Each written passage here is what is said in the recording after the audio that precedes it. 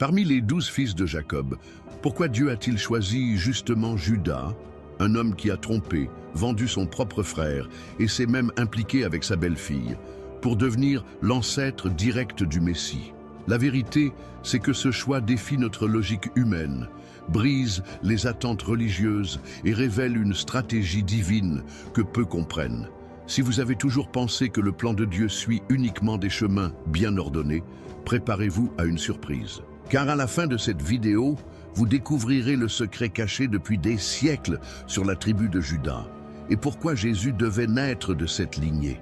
Parmi les 12 fils de Jacob, Ruben était l'aîné et par droit, il aurait dû être le chef naturel de la famille et de la postérité d'Israël. Pourtant, le livre de la Genèse raconte un événement décisif qui changea radicalement cette attente. Ruben déshonora son propre père en couchant avec Bila, la servante de Jacob. Cet acte d'immoralité, relaté en Genèse 35-22, causa non seulement la honte, mais fut aussi vu comme une trahison, rendant Ruben indigne de la bénédiction de l'aînesse. Ainsi, le leadership ne pouvait plus lui revenir. Juste après Ruben venaient Siméon et Lévi. Ils eurent eux aussi la chance de devenir les héritiers spirituels et politiques de la maison d'Israël. Mais en réagissant avec une violence excessive à l'attaque contre leur sœur Dina, ils montrèrent une impétuosité et une colère incontrôlables.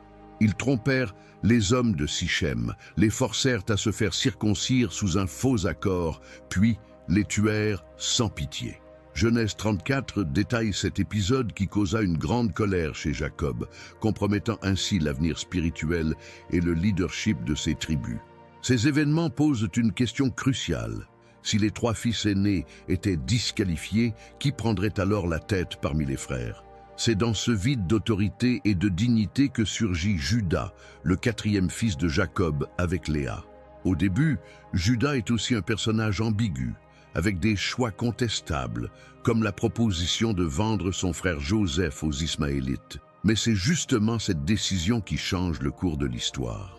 Plutôt que la mort, Juda choisit de préserver la vie, même si c'est pour des raisons pratiques. C'est là que commence à s'opérer le principe de la rédemption sur Juda. Sans le savoir, il devient un instrument pour préserver le plan divin. Plus tard, en Égypte, c'est lui qui se propose de rester à la place de Benjamin comme serviteur de Joseph, montrant une transformation intérieure et une responsabilité grandissante envers sa famille. Son caractère, bien que marqué par des défauts, révèle des signes clairs de repentir et une maturité de leader. Un contraste net avec ses frères aînés. Au moment où Jacob est